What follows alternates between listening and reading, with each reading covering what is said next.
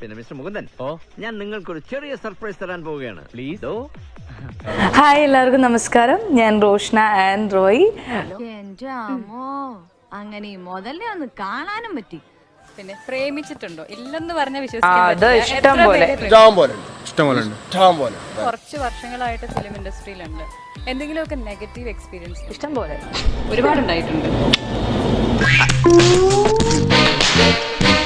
ഇവിടുത്തെ പല കാര്യങ്ങളും ഉണ്ടല്ലോ, പറയാതെ തന്നെ അറിയാമല്ലോ, ഒരുപാട് കാര്യങ്ങളുണ്ടല്ലോ. ഇപ്പോൾ ഒരു മൂവി ചെയ്യണമെങ്കിൽ നമ്മളോട് പല കാര്യങ്ങളും ചോദിക്കും.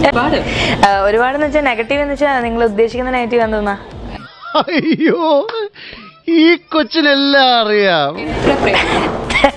എണ്ണം ഇല്ലാത്ത ഒരു കണക്ക് ആയതുകൊണ്ട് പറയാനില്ല.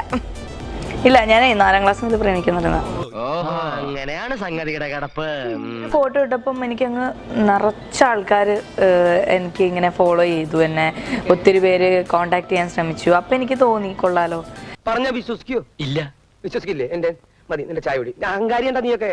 നിന്നൊക്കെ എനിക്ക് ഇപ്പൊ ഉള്ള ക്രഷ് ടൊവിനോ ആണെന്ന് പറഞ്ഞു. അപ്പൊ ടൊവിനോടെ കൂടെ ഒരു ദിവസം മുഴുവൻ സ്പെൻഡ് ചെയ്യാൻ കിട്ടിയാൽ എന്ത് ചെയ്യും? നിക്ക് ഏത് റൂട്ടിലേക്കാ വണ്ടി തിരിക്കണേന്ന് എനിക്കിപ്പോ മനസ്സിലായി.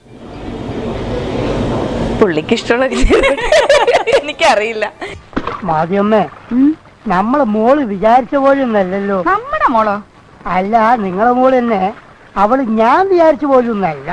ആ, തമിഴാണെങ്കിൽ വിജയ് സേതുപതി ആസ് യൂഷ്വൽ. ഞാൻ അതന്നെ പറയത്തുള്ളൂ. എനിക്ക് ഭയങ്കര ആഗ്രഹമുണ്ട്. ആർക്കെങ്കിലും വീണാവാണെങ്കിലും ക്ഷമിച്ചേക്കണേ.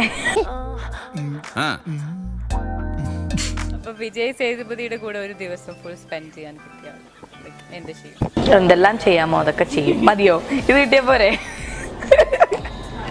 ഓ,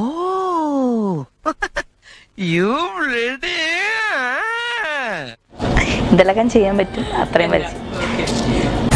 എന്തെങ്കിലും ഒന്ന് ചെയ്യാനായിട്ട് എന്റെ കൈ ഇങ്ങനെ തരിക്ക. എനിക്ക് മാത്രം ഒന്നും നടക്കണല്ലോ സാർ, എല്ലാവർക്കും കിട്ടുന്നുണ്ട്. വലിയ ബുദ്ധിമുട്ടാ അല്ലയോടാ. പോൺ മൂവീസിനെ കുറിച്ചൊക്കെ എന്താണ് അഭിപ്രായം? പോൺ മൂവീസ് എങ്കിലും ഇവിടെ ഉള്ളത് കൊണ്ട് കുറെ ഒന്നും പീഡിപ്പിക്കപ്പെടുന്നില്ല എന്ന് എനിക്ക് തോന്നുന്നു. അങ്ങനെ പറയരുത്. എല്ലാവരും അങ്ങനെ കാണരുത്. എല്ലാവരും അത്രക്കാരല്ല. ഈ സർപ്പത്തിൽ തന്നെയല്ലേ വിഷമുള്ളതും വിഷമില്ലാത്തതൊക്കെ. ഇതുവരെ സെക്സ് വർക്കേഴ്സ് ഉള്ളത് കൊണ്ടാണ് ഒരു പരിധി വരെ അതൊക്കെ ഒന്ന് സേഫ് ആയിട്ട് നിൽക്കുന്നത്. സെക്സ് വർക്കേഴ്സ് വേണമെന്നാണ് ഞാൻ പറയാ.